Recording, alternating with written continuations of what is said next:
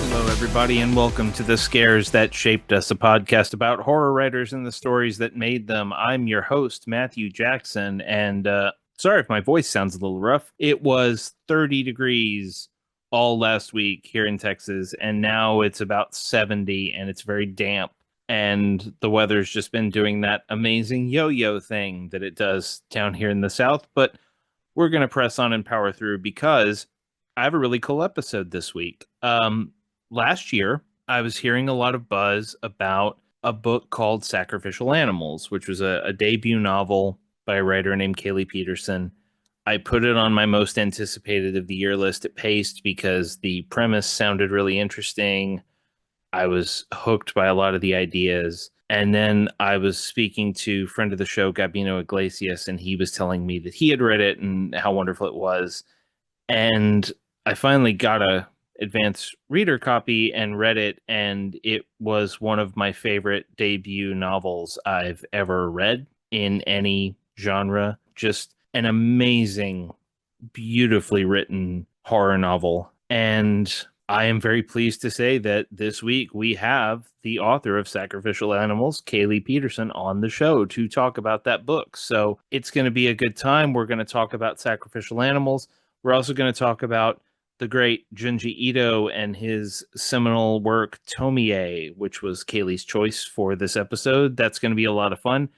First, though, I did want to recommend a couple of things. I have weird horror blind spots because I have to watch a lot of things in a lot of different genres for work. I don't just get to watch horror all day. I wish I did. So things pass me by and people keep drumming into my head that I need to see them, need to see them, need to see them. And sometimes the pressure builds up to the point that I just throw something on sight unseen, just like, I don't know what I'm about to experience, but let's try it. And the other night I did this with a film called Horror in the High Desert by a filmmaker named Dutch Marich. And it is a phenomenal low budget mockumentary slash found footage film. I don't want to say too much about the premise, but basically a man disappears in the high desert of Nevada and no one really knows what happened to him, why he disappeared. All of these people, from his sister to a local journalist to a private investigator, go in search of answers. And the film is presented as a documentary about this man's disappearance, and it all builds to an amazing payoff that had me squirming in my seat. So if you haven't seen Horror in the High Desert, I believe it's streaming on Amazon Prime. It might be streaming on Shudder. It's streaming places. Go find it if you like found footage, if you like mockumentary horror. It's absolutely something worth checking out. On the book side, I just finished reading. I'm going to do a rare nonfiction recommendation for you right now because I just finished reading a book called The Lady and Her Monsters by an author named Roseanne. I don't know if it's Montillo or Montillo. I apologize, Roseanne. But The Lady and Her Monsters by Roseanne Montillo. It is about Mary Shelley creating Frankenstein, but it is also about the entire sort of sociocultural environment that allowed her to create Frankenstein, that pushed her in these different directions of influence. So you get sections in the book about the Italian scientists who were convinced that they could use electricity and batteries and things like that to reanimate dead tissue, and the often frightening experiments that they did, often in front of public audiences. And you get stories of resurrection men, the resurrectionists who would go out and grave rob so that doctors would have fresh corpses to do dissections and anatomy studies and things like that. And you also get a lot of background about Percy Shelley and how he came to meet Mary Wollstonecraft Shelley, and just the entire aura of things that surrounded Mary Wollstonecraft Godwin, who later became Mary Wollstonecraft Shelley, as she created one of the great classics of our genre, one of the seminal works of genre fiction ever. So if you like stuff like that, if you like the background of Mary Shelley and Lord Byron and Percy Shelley, and you want like more insight into the things like the legendary ghost story contest on the shores of Lake Geneva, you definitely should check out The Lady and Her Monsters. That is it for recommendations this week. Let's head over to our interview with Kailee Pedersen.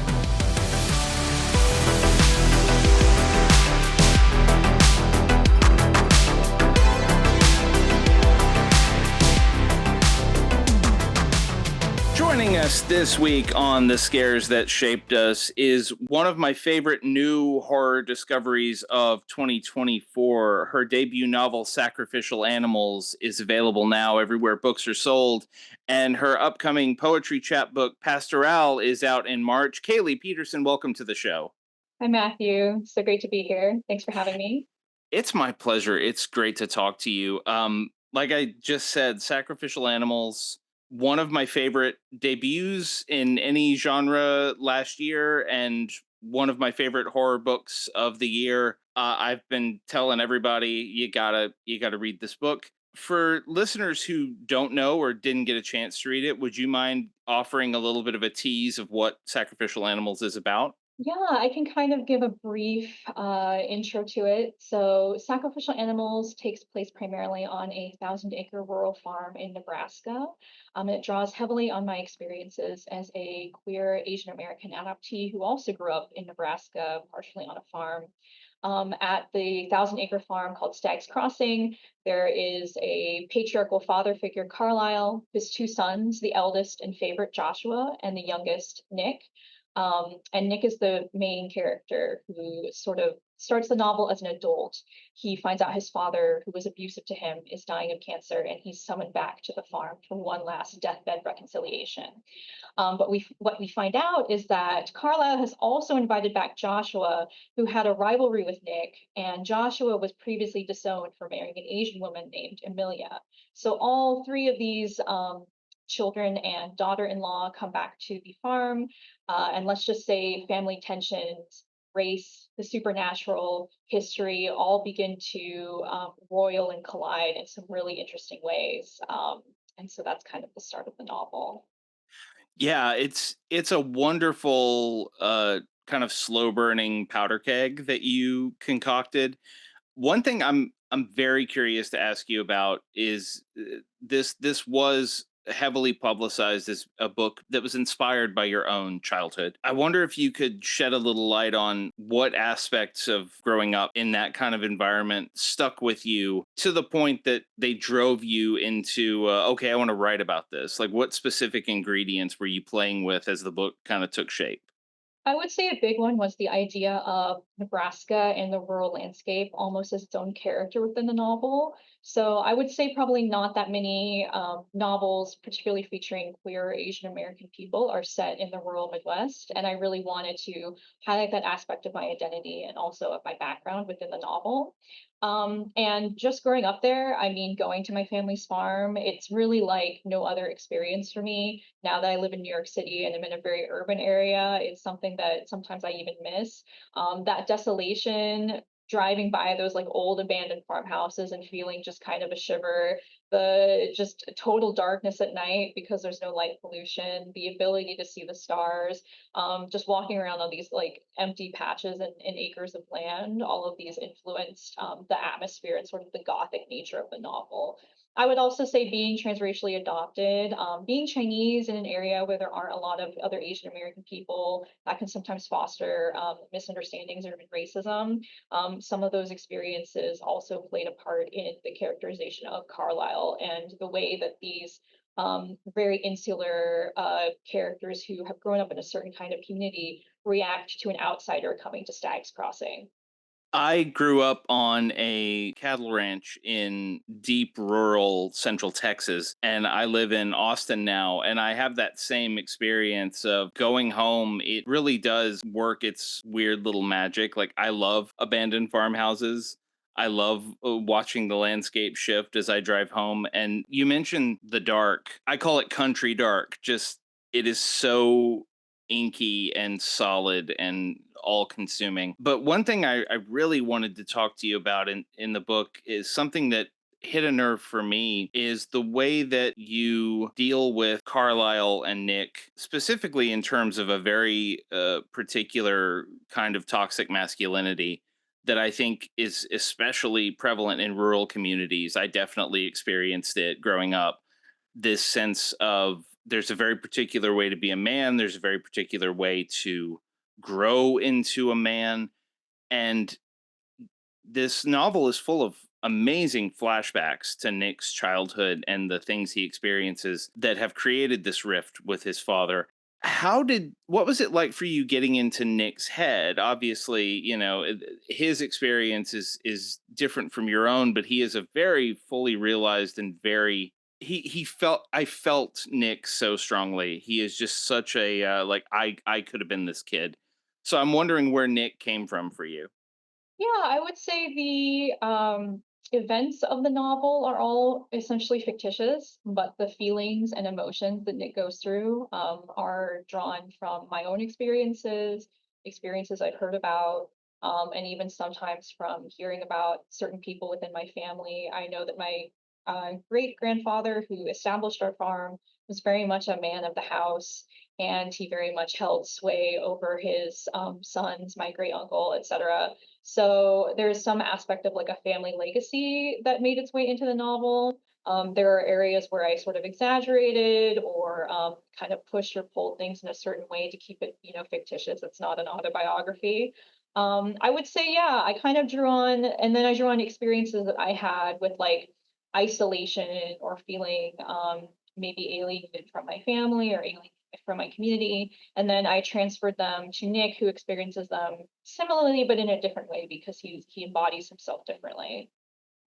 So I want to ask a very nerdy craft question because one of my favorite things about the book is the way that you structure sentences. You have a knack for very short, almost fragmentary sentences that are entirely geared toward evoking a certain image or a certain feeling.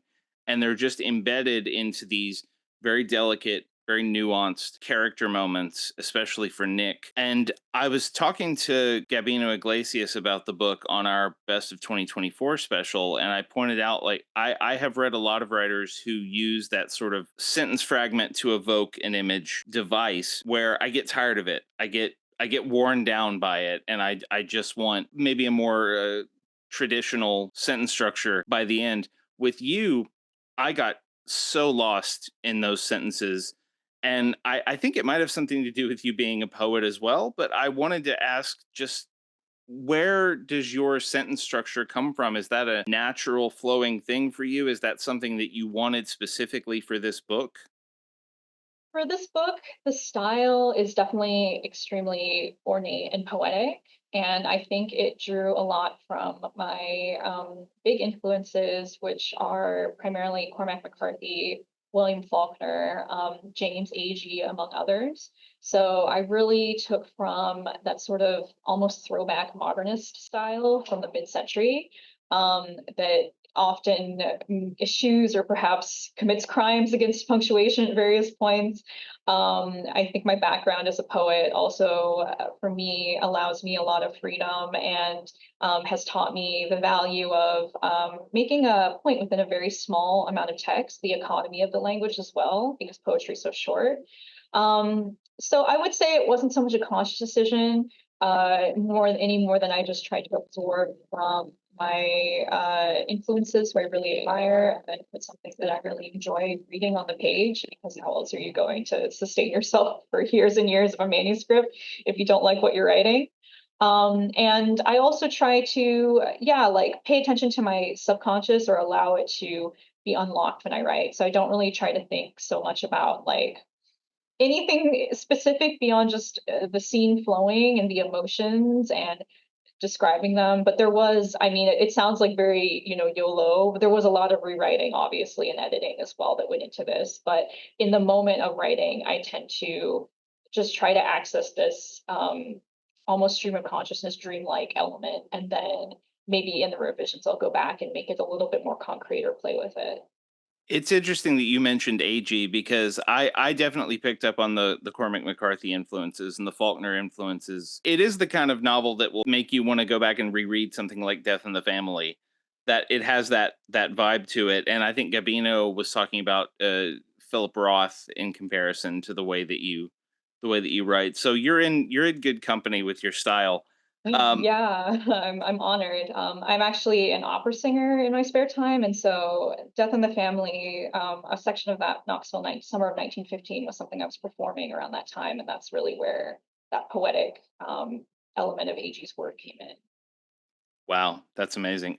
So you brought up your poetry, and you have a poetry book coming out in a couple of months. What can you tell us about Pastorale, and what can readers who know you from something like Sacrificial Animals hope to get from diving into your poetry? Yeah, so I actually do have some poetry just online available if people want to go to my website and check out the Other Works tab. I have a publication coming up pretty soon in Uncanny Magazine. So a lot of my poetry is speculatively inflected, for lack of a better term.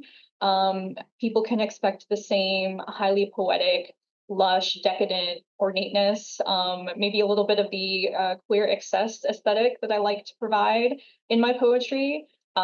There's some stuff that is a little bit more autobiographical, first person than what you might find in Sacrificial Animals in my poetry as well. And I will say it is a little more bite-sized. It's a chat book, so it's about 30 pages, so it's a quicker read as well. Is there another novel in progress as well? Yes, I just sent a draft to my agent, and I'm hoping to send it to my editor soon. So I have a two-book deal with St. Martin. So I think we're potentially thinking a 2026 release for number two. Excellent. Looking forward to it. So, transitioning over to our topic, this was very exciting for me. I always let the guest pick their story and try to steer clear of influence as much as possible. I don't want to push the guest into one particular thing. And Kaylee immediately came back and said that she wanted to talk about Junji Ito, which is a first for us on the show, but probably won't be the last time. And we're specifically talking about Tomie, which was Ito's first major serialized work. I think it started publishing in 1987 or something like that. It's a wonderful piece, and we'll get into the weeds on it here in a second. But I first wanted to ask if you could tell us what is Tomie to you? How would you describe it to a newcomer, and what was your first experience with it? Yeah, so Tomie is a manga by Junji Ito. I would say it mostly consists of unrelated short stories with some light connection between them. The main connection is that they all feature a beautiful, mysterious young lady named Tomie Kawakami who has long dark hair and a distinct mole under her left eye. And Tomie is sort of this she's a woman, but she also is sort of this harbinger of evil in some sense. She's almost this eldritch being. Everywhere she goes, she inspires lust and even like violence in men.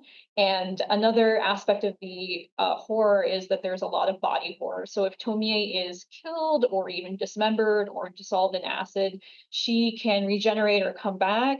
Um, and there's just like, I think a lot there narratively, thematically about the body, about womanhood, about desire that really appeals to me when I think about Toulier. And it's just fantastic art. The panels and the way he sets up tension and the gruesomeness of it all is just really exciting. I do think Uzumaki is probably his masterpiece, but I thought it would be great to explore an earlier work of his, and I'm just like a huge Junji Ito fan overall.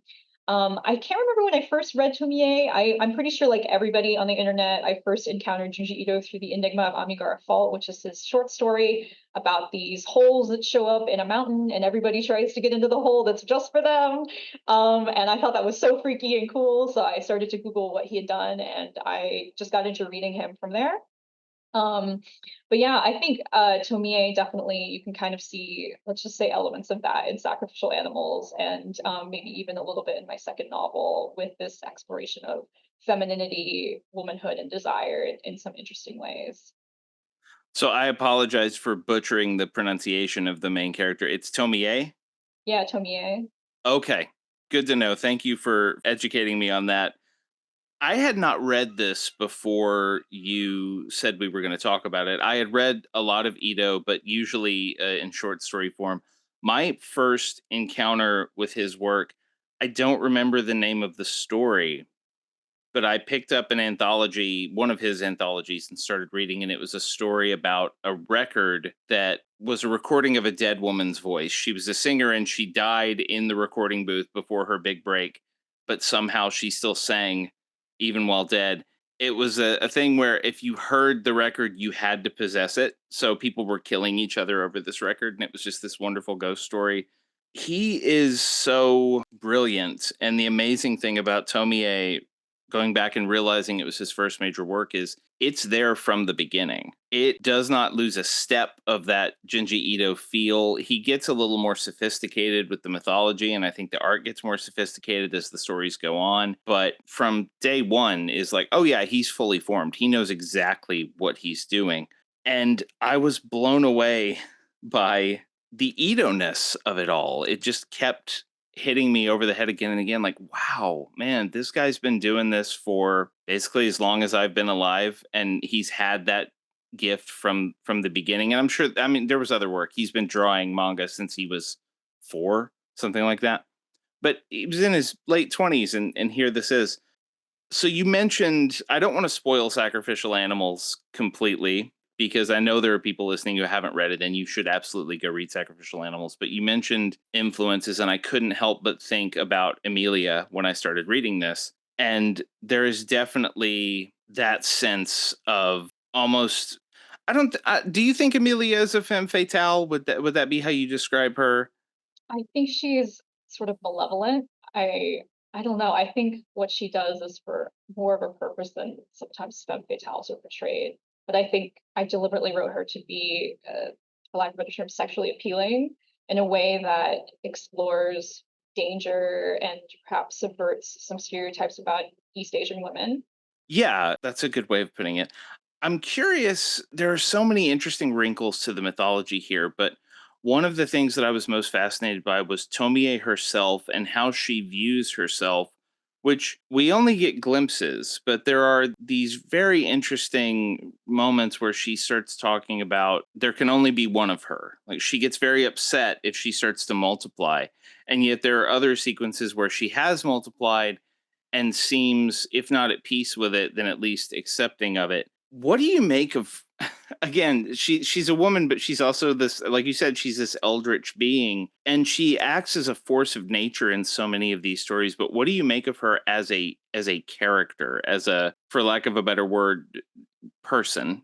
I think that's really interesting because I think Tomie really like starts out as somebody you maybe want to feel sympathy for as a character. For example, in her very first story, this isn't really spoilers for like a 40-year-old short story, but she is, she shows up as this young schoolgirl. Sounds like she has been brutally murdered, and then maybe her ghost is coming back. You're not really sure at that point because the whole Tomie situation has not been explained to you yet.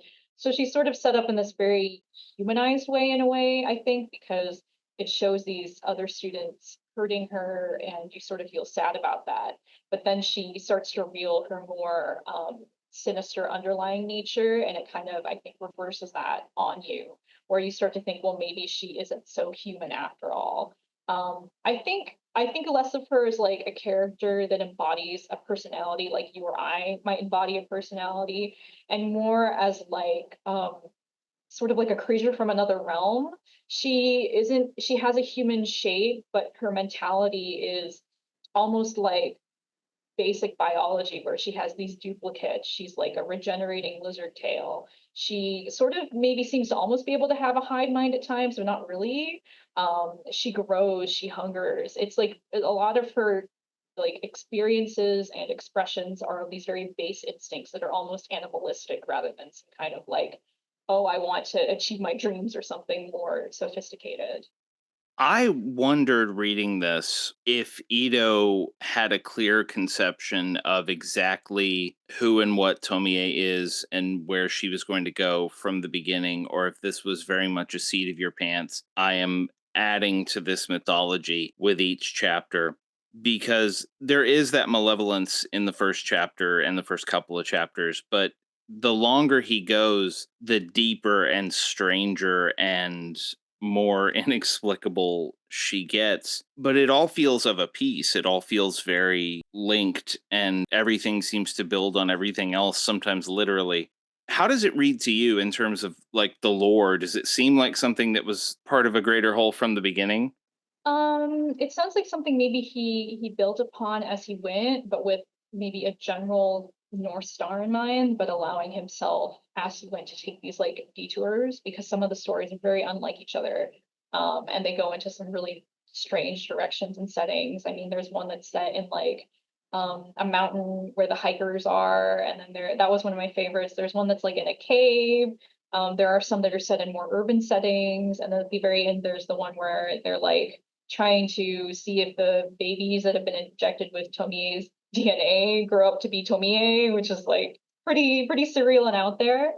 The omnibus edition has like an author's note, and he basically says that he started working on Tomie at the age of 24 when he was a dental technician, and he wanted to submit it to some kind of award, and then it sounds like his friend accidentally or pranked him by destroying the rough draft. So then he had to like speed write the rough draft again. And then he got an honorable mention. And then he said he bought a bunch of lottery tickets, but didn't work out. Which is so funny. I love how Junji Ito is like this normal person who has like cats and stuff, and it just like used to be a dental technician. I just think that's funny. And like amazing that he's coming up with these like nightmarish scenarios. Although the dentist maybe perhaps is its own nightmarish scenario. Um, but it sounds like he, like, at least just from this, like, author's note, that it was something he had been working on a long time, very young, and maybe that early genesis allowed him to kind of develop over the years. I did not know that story about the first drafts being destroyed. That's amazing. That reminds me of Robert Louis Stevenson. I read somewhere that he wrote Dr. Jekyll and Mr. Hyde, and his wife was so horrified by it that she made him burn it, and then he rewrote it, and it ended up being published, which is amazing. You mentioned the mountain one with the snow, which is one of my favorites in terms of like pure madness. Like that Junji Ito thing that is in so many of his best work is this slowly encroaching madness that just keeps building and building and building and building until by the end you feel like you're going crazy, just like the characters. It's definitely there. Is that your favorite, do you think? Do you have other favorites? Of the Tomie stories, I think that was one of them. I liked the one in the cave with the young boy where she tries to replace his mother. That was the setup to that was very creepy. And then the one also in a cave, interestingly enough, with that young man who's like the youngest in the siblings and he gets bullied, and then the four Tomies meet him in the cave and they're all ugly and then they become beautiful, but it's the last Tomie that stays ugly until he tells her that he loves her, and then she becomes beautiful and abandons him. I thought that was really interesting. That is an amazing. My favorite one, I think, having just run through all of these, is I think it's just called Mansion, where her sort of schoolgirl rival shows up at her house where she has her quote unquote father, Tomie's father.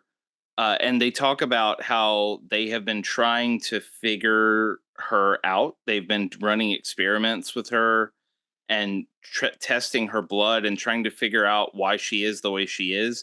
And then it's revealed that there was this other girl who was in the house and they experimented on her. And the story climaxes with the reveal that there is this giant, monstrous being in the basement that is essentially like 20 Tomie heads all attached Yeah. to human limbs. Oh my gosh. I was ready to get up and give it a round of applause. I just love that story so much.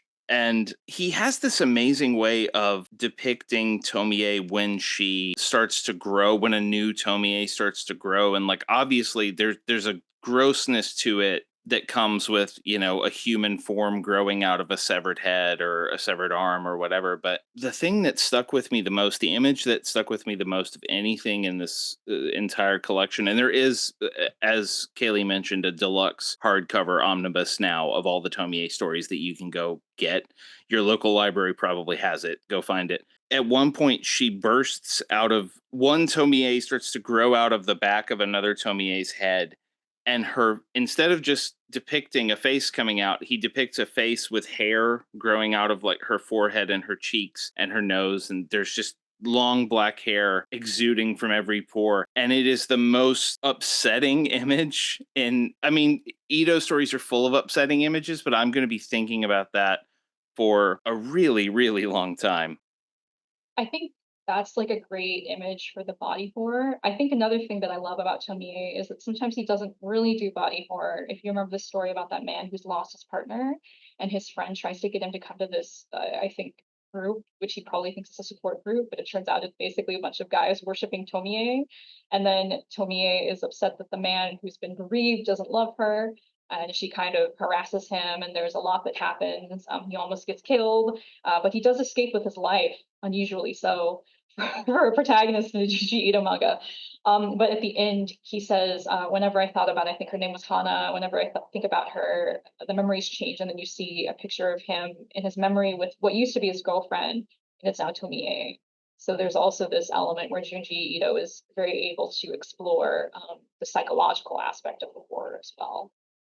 Yeah, this is one of the best parts of it is we've already talked about Tomie as being a being that exists on some other level from the way and what Kaylee said earlier, listeners, that she doesn't think the way that humans think, which means that so much of the stories are framed through other people in the way they see Tomie. And you have the schoolgirls who don't really understand the impact that she's having on the boys. You have the school teachers, and I keep going back to that mountain story, but it is such a succinct exploration of who she is and how she works.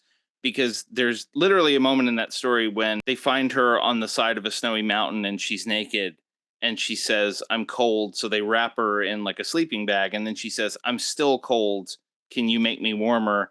And a guy literally just takes his clothes off and gives them to her. And his friend is going, what are you doing? And he's like, it's fine. I don't care. Let's just go. And it reminds me of The Thing, the way that the tension builds and the way that human behavior starts to shift and warp around her. I don't know. I mean, again, Uzumaki is the Junji Ito story. If you're talking about what's the one I should read, oh, read Uzumaki. But I almost find this to be like his best study of humanity at its most sort of debased and depraved, because it is all about desire. And that is something that definitely I felt I was thinking about Sacrificial Animals a lot reading this, because you write a lot about desire and the things we want and can't have, the things we want and can have, the things we don't know we want. How conscious were you of Tomie's influence while working on Sacrificial Animals, if you were conscious of it at all? I think I was somewhat conscious of it. Probably not like I was writing and being like, wow, this is such a Tomie moment. But I do think that for lack of a better term, unconventional depictions of women in Asian and Asian American works of art always really resonate with me. And Tomie is by definition extremely unconventional. So I think some of that made it in there just by osmosis. I'm thinking now of a moment that is not like an ending spoiler. It happens probably about halfway through the novel where Nick and Amelia are alone together at his mother's grave, and they are talking, and he clearly at that point has realized his desire for her, the forbidden, his brother's wife, the Asian woman that his father hates. All of these are kind of tied up in his sort of aberrant sexuality.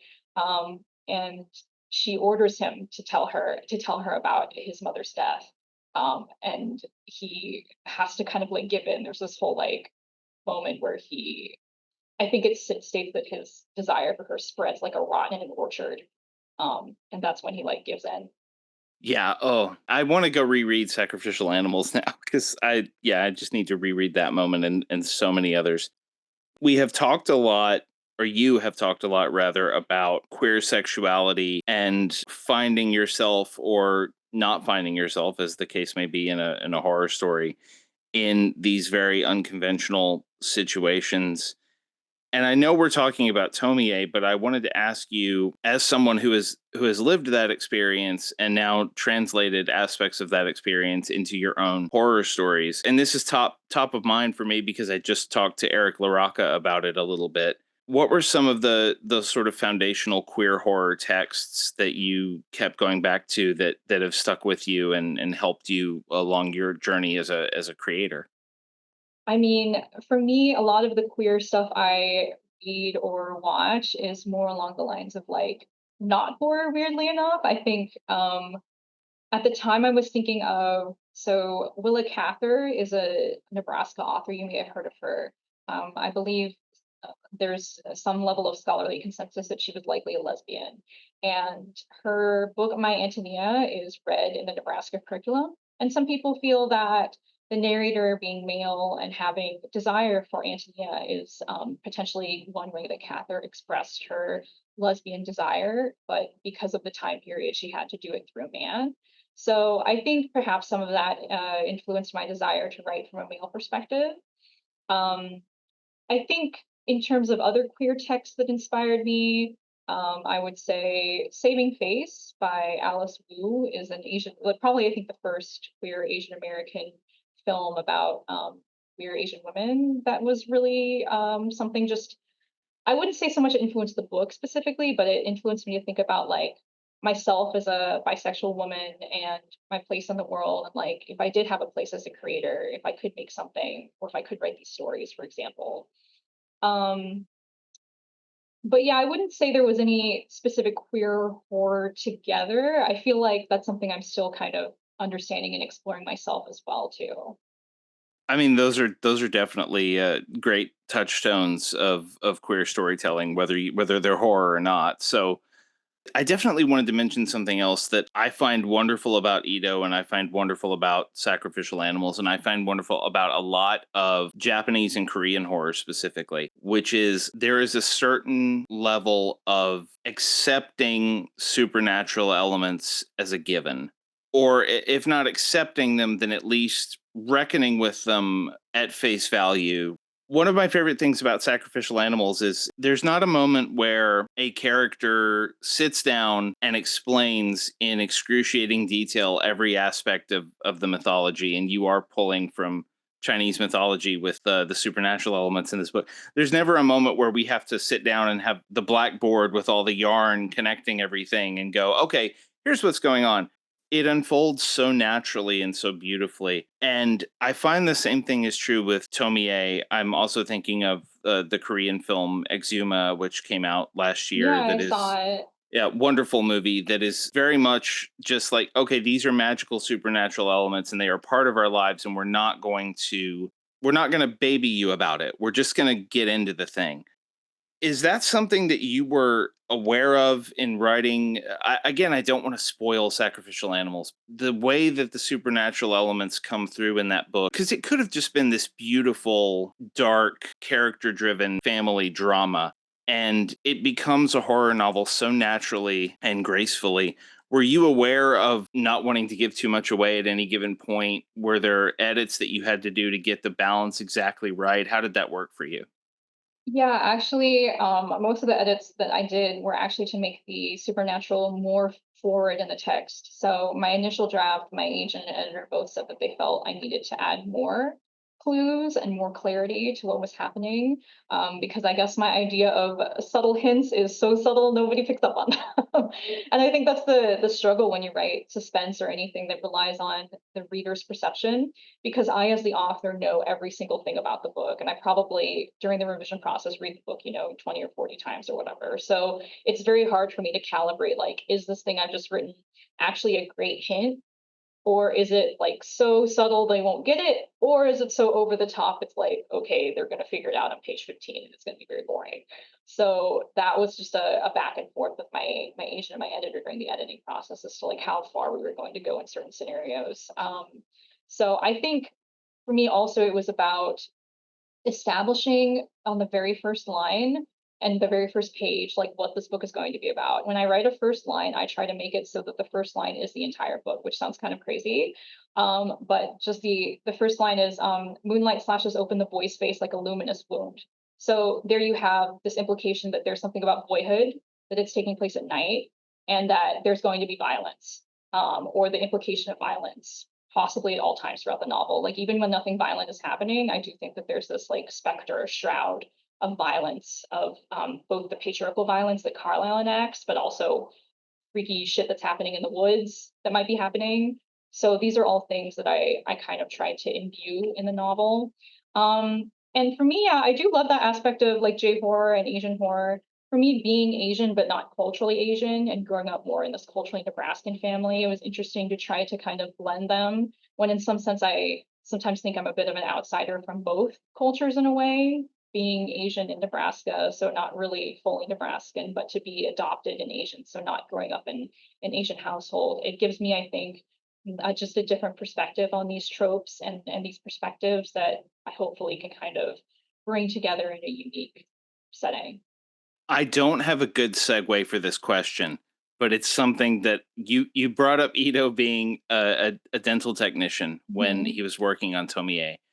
Are you still working as a software engineer? I know your bio mentioned. Yeah, I'm still at my day job. Yeah, I was a software engineer, and then I do opera singing. That's my main thing. So I want to ask because this is definitely not unique in the sense that I mean Paul Tremblay is still a math teacher and writing horror, and a lot of people have day jobs and then turn to creative work outside of that.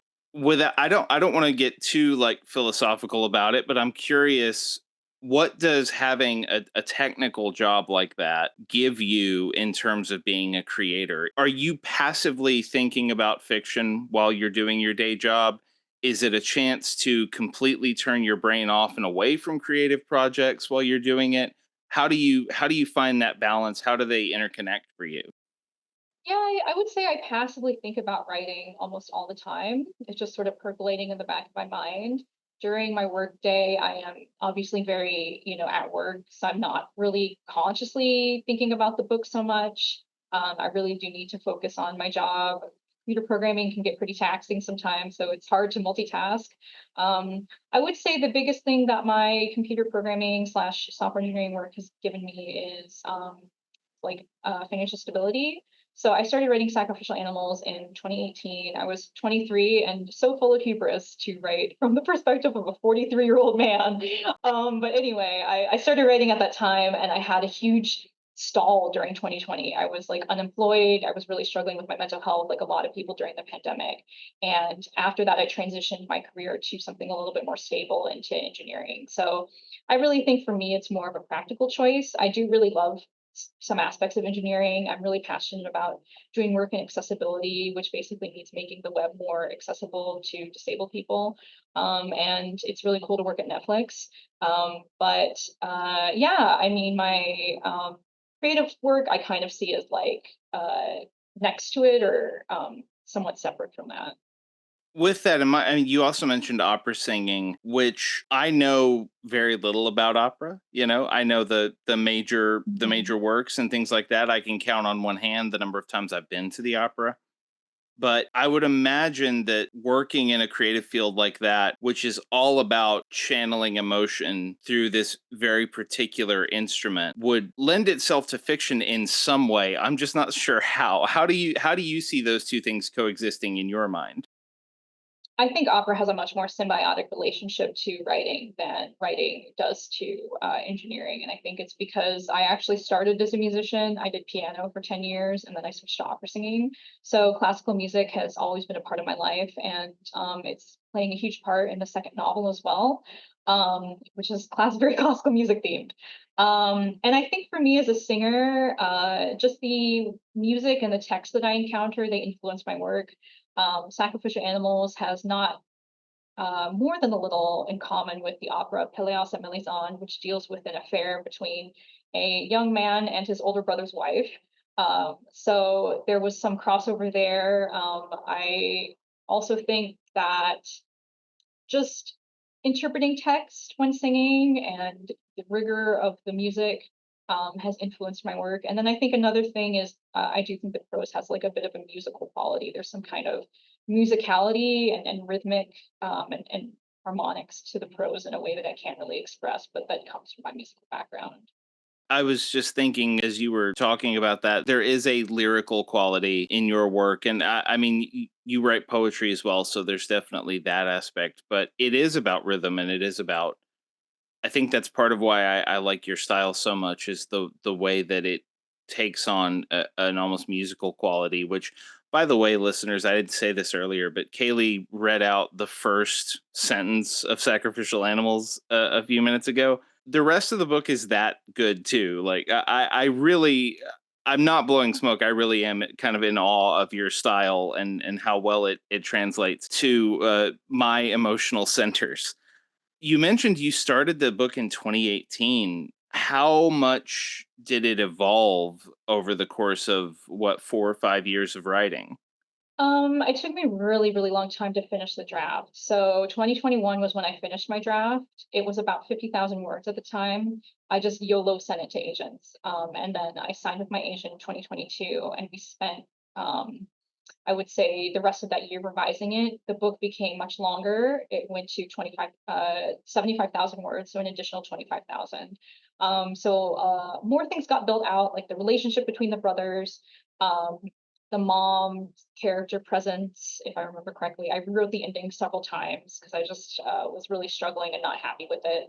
Um, and so I would say the core scenario never really changed. The arc of the storyline, like everyone comes back to the farm. There are these then and now chapters where Nick's childhood is explored and then his adulthood is explored. And you go back and forth and see how he has been unable to release himself from the traumas of his past, essentially. That was all there in the first draft. It was more just like an expansion and adding of some supernatural elements to the beginning of the story, so it doesn't seem so abrupt at the end for, stuff to start popping up. Um, yeah, I think that was the big changes. And then, yeah, in 2023, it was approved for publication and then it came out. So that's kind of like how it went.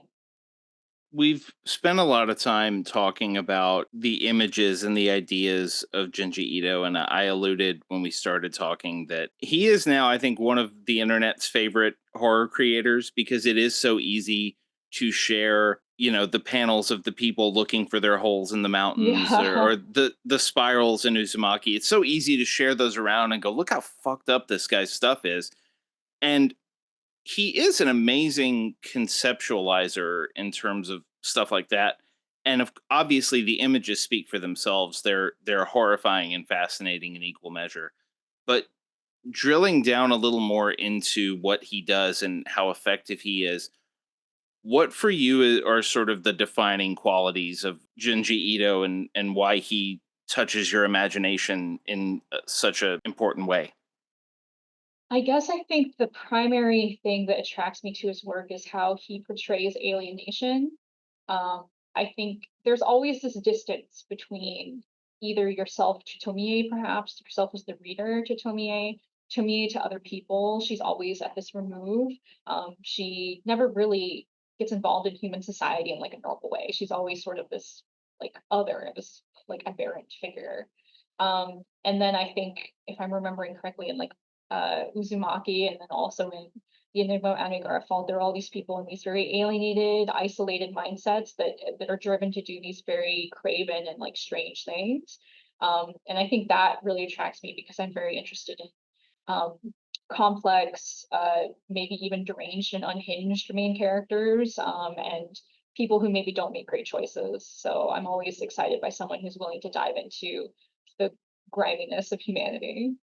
We talk a lot, and when I say we, I mean horror fans, about the appeal that the genre has to anyone who feels like an outsider. And it's easy to understand why. And you have talked very eloquently throughout our chat about alienation and feeling like an outsider. And you mentioned being Chinese, but also Nebraskan, but also not really Nebraskan, but also not really Chinese, in sort of existing between those two worlds.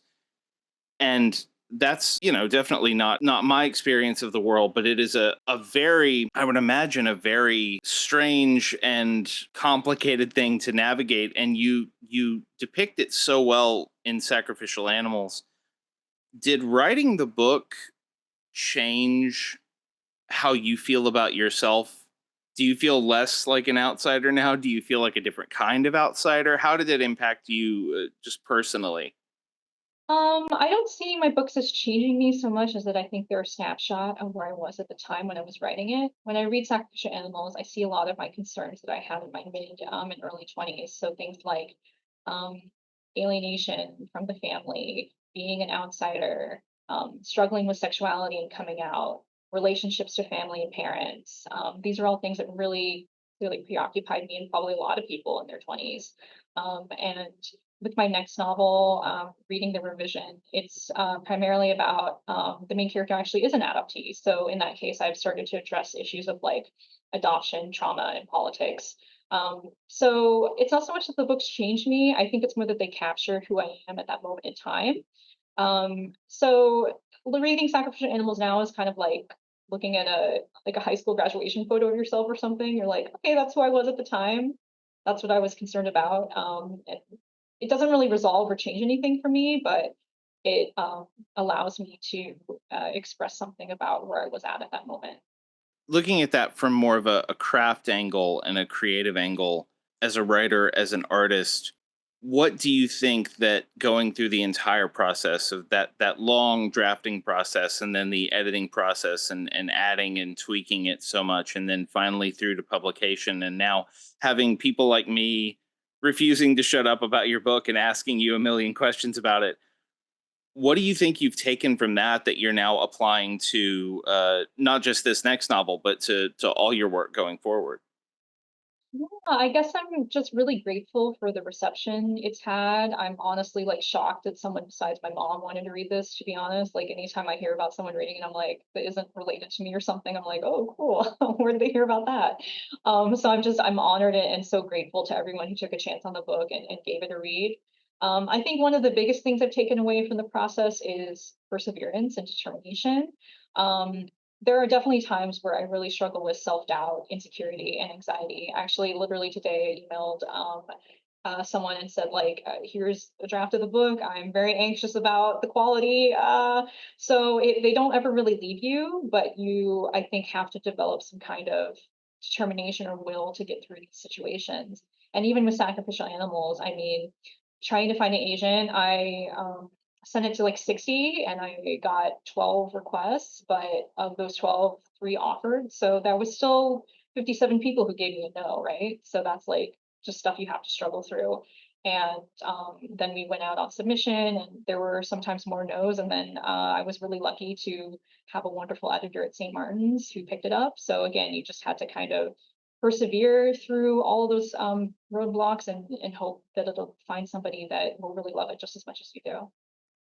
Well, I love it and I'm glad it's out in the world and I can't wait to read what you do next. Our guest has been Kailee Pedersen. Kailee, before we let you go, will you please let the people know where they can find you online and what you have coming up? Yeah, you can find me online at kayleepedersen.com, the same spelling of my name.com. I also have my Blue Sky, Instagram, and Twitter linked on my website if you want to check it out. And then what I have coming up is my poetry chapbook Pastorale in March of 2025. And then potentially in 2026, a classically music themed adoptee horror novel. Kailee Pedersen, it's been so great talking to you. Thanks for being on the show. Thank you for having me. Thanks once again to Kailee Pedersen for being on the show. Sacrificial Animals is out now. You should absolutely pick it up if you haven't. It's a gorgeous book and a kind of a must read from 2024 if you're a horror fan. And go follow Kailee on socials. She's got a chapter book of poetry coming out, which we discussed. She's working on other stuff, and she's just really cool. And I am very excited to read pretty much anything she puts out at this point because I was so enamored with that first book and I had a great time talking to Kailee. So, follow her on socials, keep up with what she's got going on. And if you want to keep up with what we have going on, you can follow us on various social media sites. We are at Scares Shaped Us on Blue Sky. That's where most of our social activity is at this point.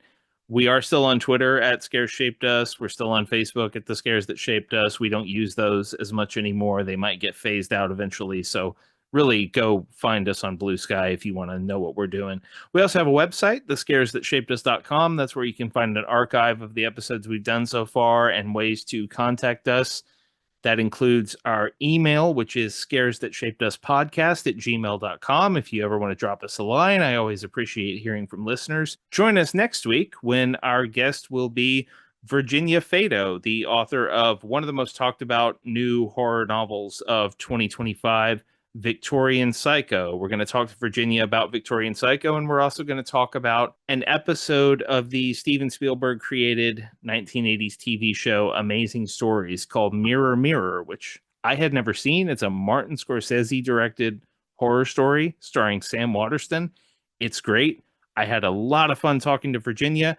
That episode will drop on February 5th at noon Central, so be on the lookout for that. Until then, take care of yourselves, take care of each other. I'm Matthew Jackson, and this is The Scares That Shaped Us.